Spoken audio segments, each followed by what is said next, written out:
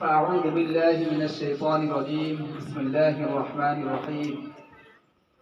إن الذين آمنوا وعملوا الصالحات كانت لهم جنات الفردوس نزلا خالدين فيها لا يبغون عنها حولا. وقال رسول الله صلى الله عليه وسلم: طلب العلم فريضة على كل مسلم، أو كما قال عليه الصلاة والسلام. صدق الله العظيم وصدق رسوله النبي الكريم، ونحن على ذلك من الشاهدين والشاكرين، والحمد لله رب العالمين. الحمد لله আল্লাহ পাকের দরবারে লাখ কোটি শুকরিয়া যে মহান রব্বুল আলামিন আমাদেরকে বিভিন্ন অঞ্চল থেকে এই দ্বীনি প্রতিষ্ঠান রাবেয়া বস্তি মহিলা মাদ্রাসায় ইলমে দ্বীন শিখার জন্য তৌফিক দান করেছেন। এই জন্য আমরা শুকরিয়া আদায় করি, আলহামদুলিল্লাহ। আমি মনে করব যে দ্বীনি প্রতিষ্ঠানে যে আমরা আসতে পেরেছি, এটা আমরা সৌভাগ্যবান। এটা আল্লাহ পাক রব্বুল আলামিনের অনুগ্রহ, দয়া, যে আমাদের অভিভাবকগণ আমাদেরকে ইচ্ছে করলে স্কুলে ভর্তি করাতে পারতেন,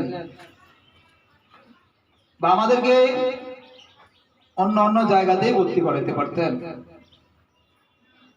আমাদেরকে স্কুলে বা অন্য জায়গাতে ভর্তি না করিয়ে দ্বীনি প্রতিষ্ঠানে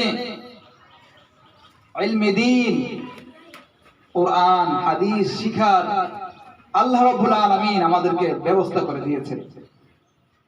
এই জন্য আমি বলবো আমরা সকলেই ভাগ্যবান,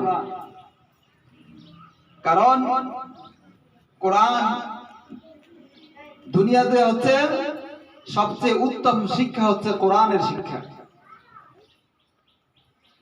সবচেয়ে উত্তম শিক্ষা হচ্ছে কোরআনের শিক্ষা। এই শিক্ষাটা আমরা শিখতে আসছি, এই দ্বীন অর্জন করতে আসছি।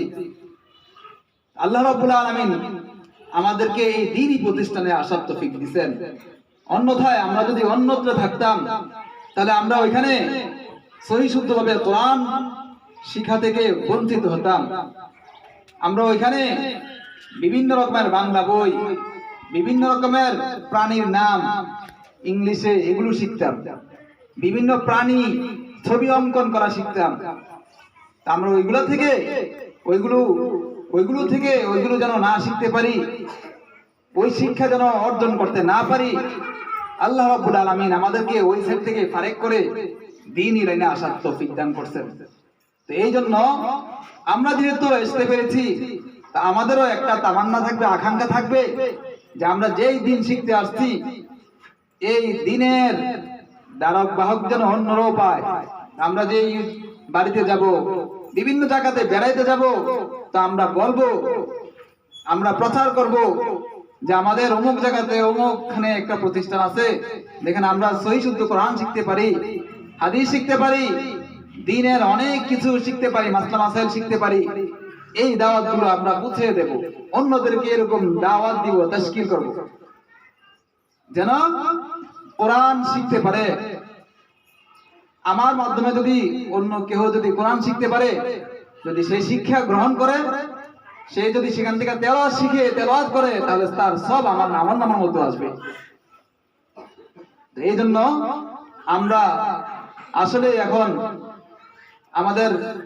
আমরা পূর্ণ একটা বছর কি করছি, লেখাপড়া করে শেষ করছি, বা আমাদের এখানে পরীক্ষা এখনো শেষ হয় নাই। অনেকে যারা কেন্দ্রীয় পরীক্ষা দিয়েছেন, এরা পরীক্ষা শেষ করছেন, কিন্তু আমাদের প্রতিষ্ঠানের পরীক্ষা ইনশাআল্লাহ রমজানের যে পড়াগুলো আছে এগুলো যেন কমপ্লিট করতে পারি, আরো ভালো করে শিখতে পারি। তো এই জন্য আমাদের করণীয় কি, এখন দেখেন আমরা আলহামদুলিল্লাহ যে মাদ্রাসার লেখাপড়ার উন্নতির জন্য আমরা ব্যাপকযুক্ত করতে পেরেছি। এই বছরে আমরা ব্যাপকযুক্ত করছি, যেন ছাত্রীদের পড়াশোনা যেন আরো ভালোভাবে লেখাপড়া যেন আরো ভালো করে করতে পারে, কিতাব যেন বুঝতে পারে, মেহনত করে যেন পড়তে পারে। এই জন্য আমরা বোর্ডের মাধ্যমে পরীক্ষার ব্যবস্থা করেছি এখানে। এখানে বোর্ডের মাধ্যমে পরীক্ষা দিলে লেখাপড়া ভালো হবে আরো। আলহামদুলিল্লাহ আমাদের এই বছর এই ব্যাপকের মধ্যে অনেকে অংশগ্রহণ করছে। যেরকম ভাবে আমরাও যারা আরো নিচের ক্লাসে আছে আমরা আরো কি করবো এখন থেকে প্রস্তুতি নিব যেন আরো লেখাপড়া ভালো করে করতে পারি। এইভাবে আমাদের আলহামদুলিল্লাহ দিন দিন লেখাপড়ার উন্নতি হচ্ছে, তারা কি হচ্ছে আমাদের মাদ্রাসা থেকে, আমাদের মাদ্রাসায় নাজারা বিভাগ, হিফজ বিভাগ আছে আলহামদুলিল্লাহ সুন্দরভাবে শুদ্ধভাবে বাচ্চারা সুন্দরভাবে কোরআন তেলাওয়াত করতে পারে।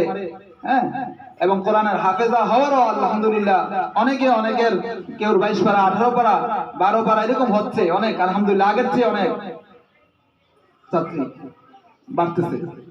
তো এই জন্য আমরা আমাদের প্রত্যন্ত অঞ্চলে গিয়ে আমাদের এই দ্বীনি প্রতিষ্ঠানের কথা বলবো যে এখানে লেখাপড়া ভালো হচ্ছে আলহামদুলিল্লাহ, সুন্দর মনোরম পরিবেশে আমরা লেখাপড়া করছি, এগুলো আমরা প্রচার করব।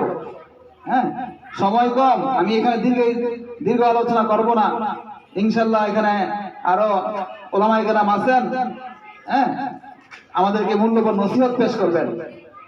আমরা এখন দেখা গেছে ছাত্রীরা বাড়িতে যায়, বাড়িতে গিয়ে অভিভাবকগণ ছাত্রীদের ব্যাপারে আমাদের এখানে কমপ্লেইন করেন যে এরা নামাজ পড়ে না, হ্যাঁ, এরা নামাজ পড়ে না, এরা ঠিক মতন খাবার দাবার খায় না, মা বাবার কথা শুনে না। এই বিষয়গুলো যেন আমাদের এখানে আসলে যে আমরা যে মাদ্রাসার ছাত্রী, মাদ্রাসার ছাত্রীর মধ্যে পার্থক্য আছে, ফারাক আছে। এই ফারাকটা আমরা মাদ্রাসায় যে রুটিন মোতাবেক চলছি, যে সময় মতন নামাজগুলো পড়ছি, আমল করছি, তেলাওয়াত করছি, এখন এই কাজগুলো যদি আমরা বাড়িতে গিয়ে যদি এগুলো করতে পারি, যে যখন আযান দিয়ে ফেলে আউয়াল ওয়াক্ত নামাজ পড়ে ফেলি, 5 ওয়াক্ত নামাজের পরে যে আমলগুলো আছে আমলগুলো করে ফেলি, মা বাবার কথা শুনি, এই কাজগুলো যদি আমরা করি আলহামদুলিল্লাহ আমরা স্কুলের যে ছাত্রী এবং মাদ্রাসার ছাত্রীর মধ্যে পার্থক্যটা করতে পারবো। সুনাম হবে মাদ্রাসায় লেখাপড়া করে। অনেকে বলে কি শিখতেছে, সে তো কথা বলে, মিথ্যা কথা বলে, কথা শুনে না, যেমনি চলতে বেপরদা চলে। আমরা আলহামদুলিল্লাহ এগুলোর দিকে খুব নজরদারি রাখবো, খেয়াল করবো যেন আমার দ্বারা কোনো গুনার কাজ না হয়ে যায়, আমার দ্বারা যেন কোনো অন্যায় না হয়ে যায়, আমার দ্বারা যেন আল্লাহ তাআলার হুকুম যেন না ছুটে যায় আমার মাধ্যমে যেন। এই জন্য আমরা কি করবো, এগুলোর প্রতি লক্ষ্য রাখবো। আমরা বাড়িতে গিয়ে চলবো, ভালো মানুষের সাথে চলবো। যেমন আমার বাড়িতে আমার বাবা আছে, আমার অন্যরা আছে, কাকা আছে, ভাই আছে, তাদেরকে মসজিদে নামাজ পড়ার জন্য বলবো। নামাজের সময় হলে আযান হয়ে গেছে, নামাজ পড়ার জন্য কি করবো, সবাইকে দাওয়াত করবো, সবার সাথে ভালো ব্যবহার করব, মুরব্বীদের সাথে ভালো ব্যবহার করব। মুরব্বীদেরকে দেখলে আমরা সালাম দিব, বাবাকে সালাম দিব, মামাকে সালাম দিব, নানাকে সালাম দিব, এরকম সালামের প্রচার করব। এরপরে দেখা গেছে এই কাজগুলো যদি আমরা করতে পারি, মুরব্বীদের সাথে যদি ভালো ব্যবহার করতে পারি, আচরণ করতে পারি, তখন বাড়িতে গেলেও বলবে যে হ্যাঁ মেয়েটা মাদ্রাসায় পড়ে কি করছে, ভালো হয়ে গেছে, তার ব্যবহার সুন্দর, কথাবার্তা সুন্দর, সে সুন্দর মতো কি করতেছে, আল্লাহর হুকুম গুলো পালন করতেছে।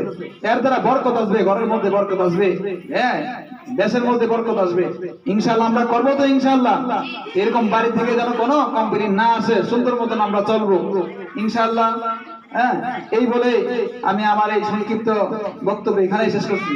ওয়া আখিরু দাওয়ানা আলহামদুলিল্লাহি রাব্বিল আলামিন।